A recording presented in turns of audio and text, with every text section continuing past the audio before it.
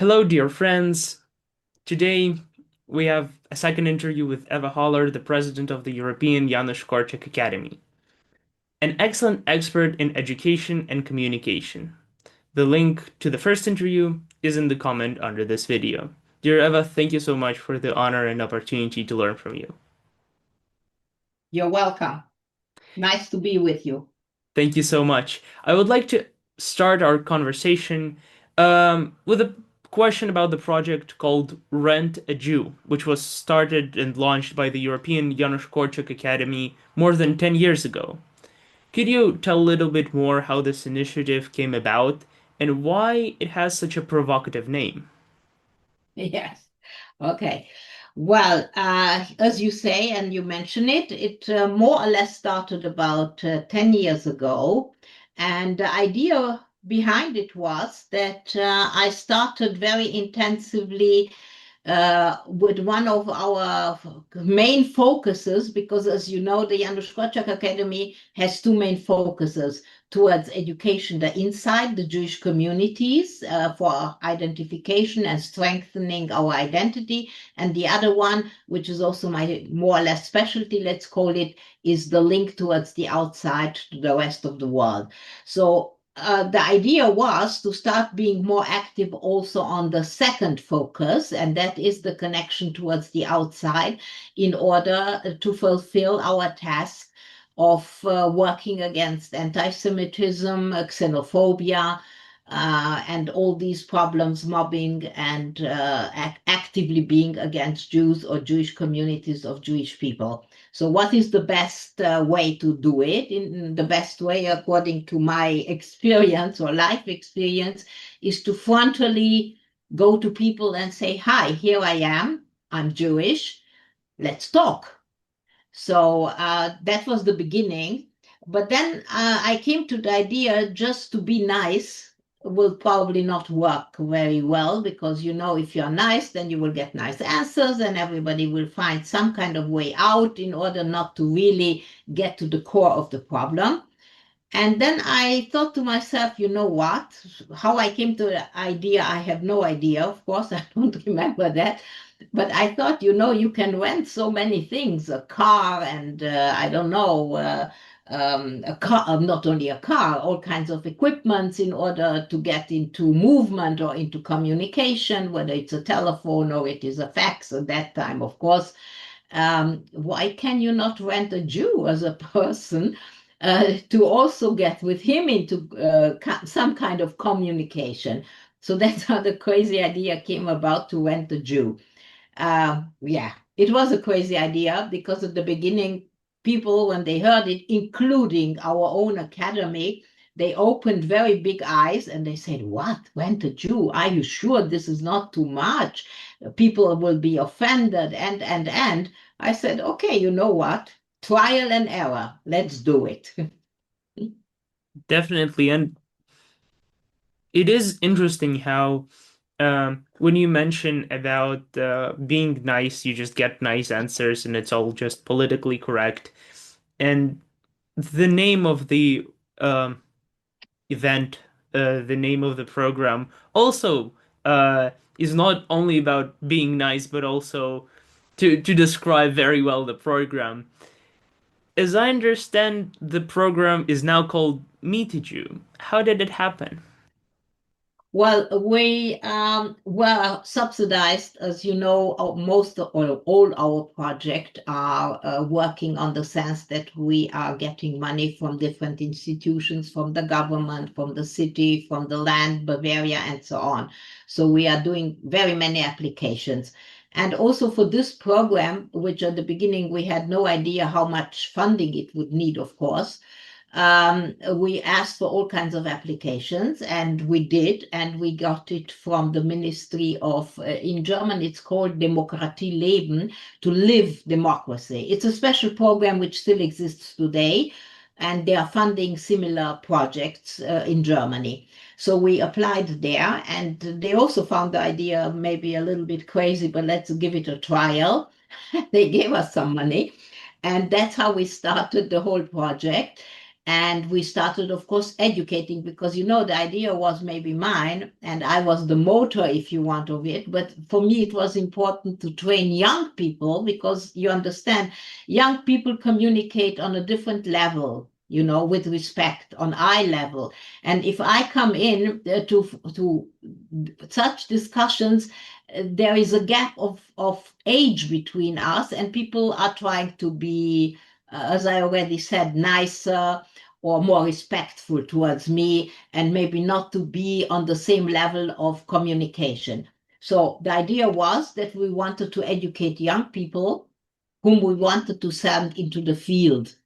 And that's what, for that we needed then money, because it was all kinds of training and tools and materials which we needed for it.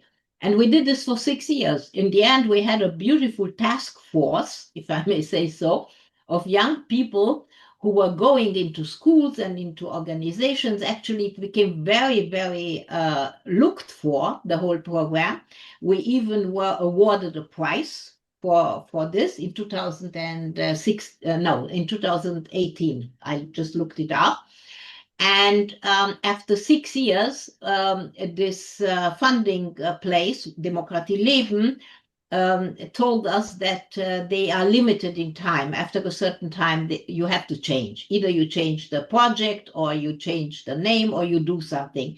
So after 6 years, after we had the task force educated, if you want, so the basic task force, because this can always be more and more and more, another institution take it over. Our Korczak house was also in Berlin working with this, because we have different Korczak houses. And a young lady who was working in Berlin with the group said she would like to take it over. And she found another institution, which is actually the Zentralrat, which is situated in Berlin. They asked for a new grant, and the new grant had to have a new name. So they didn't want to move too far away from Rent a Jew. And the next thing they found was Meet a Jew. So that's how the Rent a Jew became a Meet a Jew. And it still goes on till today. But it's not, and you understand, we were the beginning. They became big children, let's call it that way. And they are now doing it in this new constellation.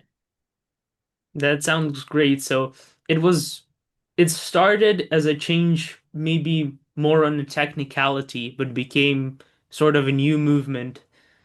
Exactly. It's the old new movement, let's call it. Same idea, same principles, everything more or less goes the same way. Of course, with a new generation of young people, because this is also changing all the time. And I think this is the principle of Janusz Korczak. We accompany our children till they get more or less independent of us, and then they are multiplicators and they take it to the world.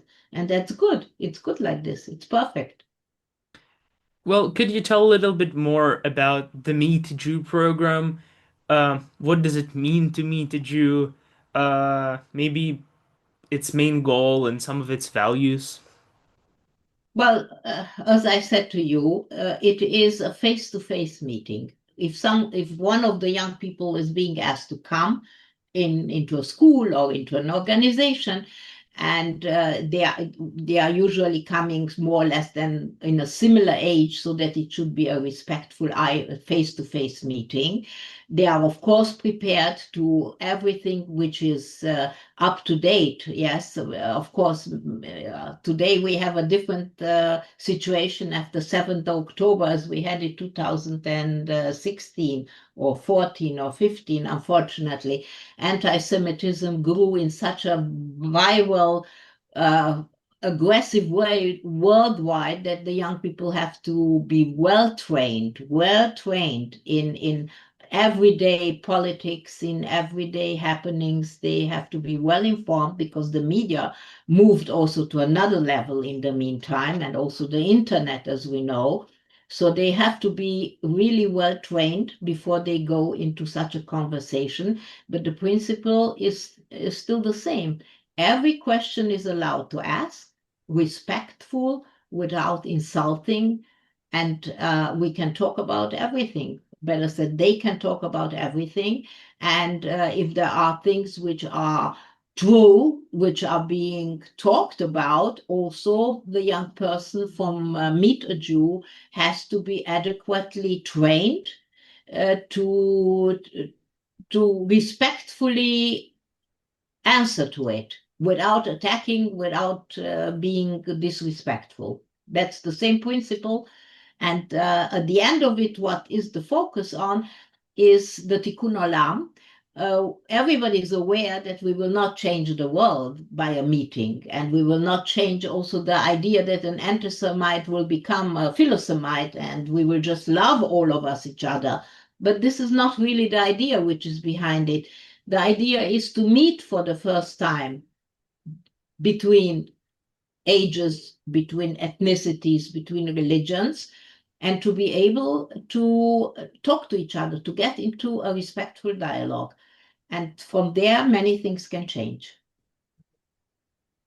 So, as you already mentioned, it is young people going to organizations and to meetings to meet and discuss different topics, maybe what people are interested in. Is Jewish diversity presented in the program? For example, secular, religious, Ashkenazi, or Sephardi members? Yes, absolutely. I mean, of course, I am not following now directly the new task force of Meet a Jew, because you understand we let them free, so to say. So they are, yeah, adult enough to continue this. But it was always already in our time like that we looked for this diversity, because Judaism is very diverse in all these points which you just mentioned. Yes, it is important to have all the voices. Yes. Do you think maybe is it possible to bring and show a Jewish item for such a meeting, like a Passover dish, to talk about how the family celebrates the Jewish escape from slavery, and about the meaning of freedom in the Jewish tradition? Definitely yes. It depends on the organization or on the school which is interested in.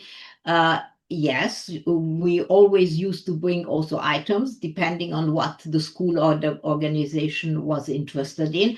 But this is a part of it. Of course, now from the Janusz Korczak Academy, we developed the idea or the items which were in this Rent a Jew, and we just now, today, I just got the flyer about all our educational programs. And we have specifically, because you asked this, something which is called the treasure chest, we call it Judaica. In German, it sounds Schatzkiste. You should hear this beautiful word, Schatzkiste. It's a treasure box, Judaica. And this is specialized, specifically designed with all the objects of the main festivities, of what rituals are being used, of matzah, and of all kinds of things, yes, which belong to Judaism. And with this treasure box, we move into a class or into a meeting. But this is now again Janusz Korczak educational program, you understand? But I'm completely sure that certain objects, maybe not as well worked on as I explained it now to you, Meet a Jew is still using. Yeah, I think it's very helpful for people to understand a little bit more when items are involved, to understand the tradition um, and celebrations, for example.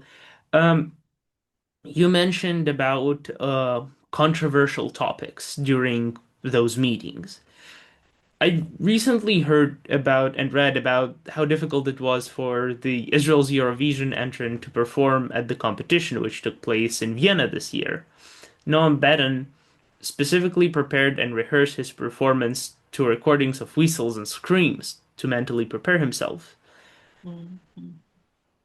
Is there any undesirable topics that are not welcome to be discussed or are preferred to be not discussed, maybe such as Holocaust or the state of Israel, which cause controversy? Um, actually, as I was telling you, all the topics should be talked about and they should be talked freely and openly, also if they are controversial. But of course, after, as I was already mentioning, after the 7th of October, there is such a front of hatred, if I may say, against Jews worldwide and also in Europe, so that it is very difficult to talk even about certain topics because people are already so set for in their minds, that it's negative. I mean, that Judaism is negative, that Zionism is negative, that Israel is negative, that all these issues and items are negative. So if you go into such a surrounding and you try to loosen it up or to break it up somehow, it will take a lot of energy out of you because the first difficult point to surpass is to make the other one listen to you, not stop you in the middle of your word, yes, but, yes, but, yes, but, because this is what usually happens, but to tell him, listen, there are many yes buts, no question about it. You and I will not solve the Middle East crisis because we just cannot, but we can try to understand maybe something more about it. And maybe we can understand both sides of it because both sides are hurting. Yes. And maybe like this, we can get a little bit more distance from each other from a very problematic topic, but at least give us the space to think about it before we will just say yes, but or no way. Okay? It's a trial and error how you can get the other person in front of you to stop and give you the chance to finish your sentence. Definitely. I think it is very important the concept of before you can discuss the situation and maybe try to solve it somehow. And of course, there are different situations that are very hard to be solved and maybe not possible to be solved. It is very important for the other side to hear you, to hear your point of view. And a lot of times, uh, the hatred for Jews as a whole comes to a certain person, and it is, I think, very hard for people Yes. who are faced with that. Very, very, because you see, these very critical topics, they all work on the emotional basis. And you are not rational because it's emotional. And this is a completely different training, where I think also training is necessary for the people who go into such a dialogue to have the feeling how to manage the other one in front of you, to make him listen, to even make him listen to finish your sentence. That's already an achievement. Definitely. I would like to, on the same topic, staying on the same topic, but doing sort of a tradition on the channel. I tell one Jewish joke in each of my interviews. So here is the joke for today. A Jew is sitting at a bar. A man at the other side end of the bar, completely drunk, offers to buy drinks for everyone except my Israeli friend at the other end of the bar. 20 minutes later, he asks the bartender again for drinks for everyone except, of course, the gentleman of Jewish faith at the other end of the bar. 15 minutes later, he asks the bartender to repeat the same, excluding only the followers of the Mosaic law, as I see are still here. Finally, the Jew asks the drunk what he has against him. I'll tell you what I have against you. You sank the Titanic. I didn't sink the Titanic, says the Jew. An iceberg sank it. Iceberg, Greenberg, Goldberg, says the drunk. You're all notorious scoundrels. I would like to ask you how the Meet a Jew program helps build bridges of understanding and mutual support, not walls, between representatives of one society, let's say in Germany. Well, you see, I think a joke is always a good entrance to a difficult topic. And here, of course, no matter what the gentleman will say, it's iceberg or Bloomberg, just to give you another name, which comes to my mind, it's all the same because his mind is so set on anti-Semitism. And he only is in this channel, you understand? So it will take, if I may follow the joke, much more than 3 rounds of drinking in order to stop the man. But I would maybe give another joke to counter him, you know. I suppose the young gentleman or whoever that was belonged to the Christian faith. I suppose so. You know, there is a very rainy day,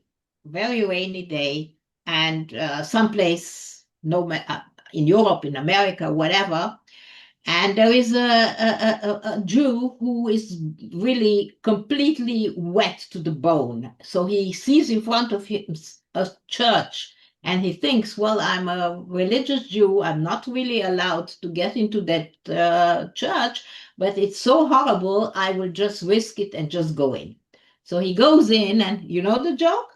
I don't think so. No? No. Okay, you can cut it out if you don't like No, it. no, Anyhow, please. he goes into the church, and as it just happens, it's in the middle of a service. Okay, there are people there, and the priest is in the front, and the priest, the moment he comes in, this Jew, he immediately spots him. So he sits in the back very quietly. He doesn't want to intrude, nothing, just to somehow save himself from the horrible hurricane outside, let's call it. Okay, so it bothers the priest that there is a Jew in his service. And he says, you know, all those who came too late today to the service, please be so kind and leave again. The Jew doesn't move. So the second time he says, you know, all those who came too late and do not really belong to our community center or to our church here, please be so kind and leave us, which is already, and the Jew doesn't move, of course. And then the third time already he comes and he says, you know, I know that there is someone here who does not belong to our community and who came too late, and he is not belonging even to our religion. He doesn't say yet why. Please be so kind and leave. So the Jew gets up, walks to the front, looks up to the cross, and he says, Josh, let's go. So, you understand. Yes, A joke with a joke can be an answer, but it's tricky. But definitely. I you understand. understand, sometimes a joke can really save one's life, if I may say so. Definitely. And staying on the same topic of understanding and interfaith dialogue and controversy, um, and anti-Semitism in the last few years becoming very popular.